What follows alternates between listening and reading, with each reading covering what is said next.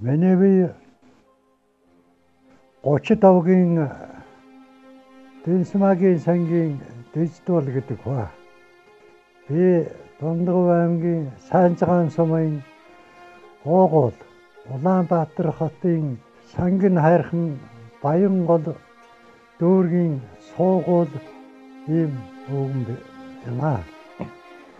Би 1960 онд улсын их сургууль, хөдөө аж ахуйн дээд сургуулийг төгсөж малын ихэнхий мэргэжилээр уншиж төрсөн нутаг Дундгов аймагта очоод Дэлгэр хангай суманд 6 сум хариуцсан сум дундын ихэмчээр ажиллаж өдмийн гараагаа эхэлсэн түүхтэй.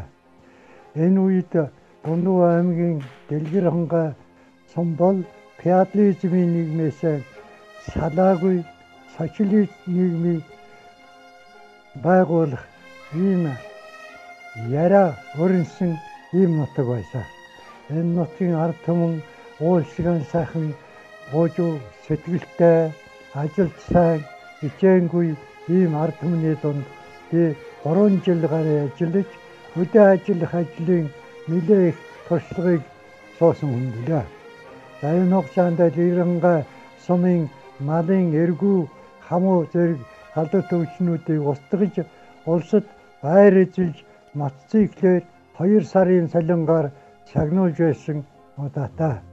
Ингээд 1963 оноос Дундгов аймгийн Намын хороонд хөдөө аж ахуй хариуцсан зааварлагчаар ажиллаад энэ үеэс хойш тэтгэврт гарах хүртлээр сум нэгдлийн дарга, мал эмнэлгийн дарга зэрэг өөрт ажлыг гүйцэтгэж явсан ийм хүнтэй. За энэ хугацаанд би өөрийнхөө хийж үйсэн, гүйцэтгэж байсан ажлын зэрэгцээгээр Төөр нутгийн санийн хуулилд тогтмол юм бичиж улсын сурвалжлагч идэвхтний 2 зөвлөгөөнд оролцсон.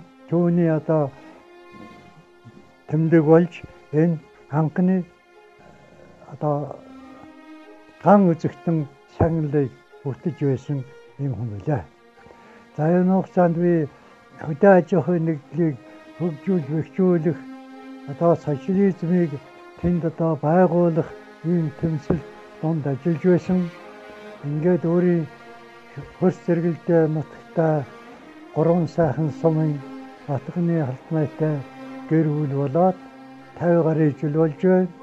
Энэ хугацаанд 5 охин 3 хүйтэй болж манай хүүхдүүд бүгд амар сайн авгай хүүхдтэй айл гэр болж амьдрал нь төхнөж сайжирч ингэж байгаад та бүхний сэтгэл өргөлж төвшин байдаг юм аа. Тэтгэврт гарснаас хойш Дундгов аймагт байж яваад Улаанбаатар хотод нүүж ирээд Сангин хайрхан дүүрэгтээ 10 гаруй жил амьдарсан.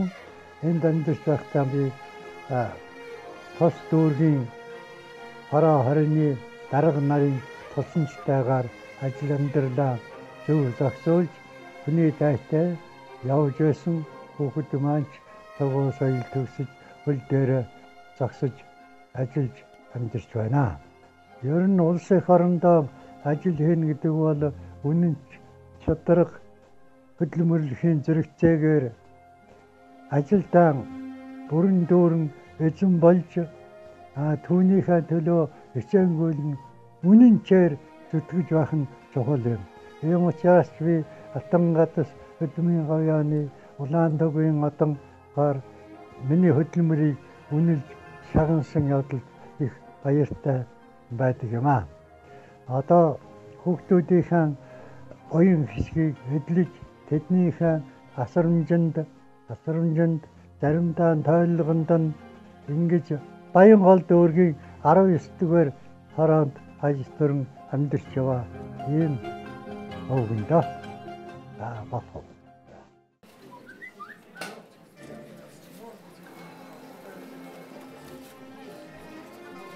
Өөрсдөө хотын дарга юм баатар Сангин хайрхан дүүргийн засдарга шим болдог. Сангин хайрхан дүүргийн засдаргын ордогч Түрхүү, дүүргийн засдаргын ордогч Ганаа, иргэдийн төлөөлөлтийн хурлын ажлын албаны дарга 104 намын хүмүүс үлдсэн ирж өнөө цагийг батлуулахаар болсон байна.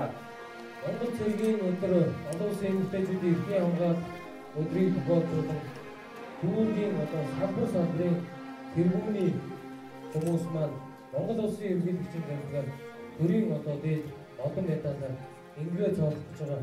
Энэ агшин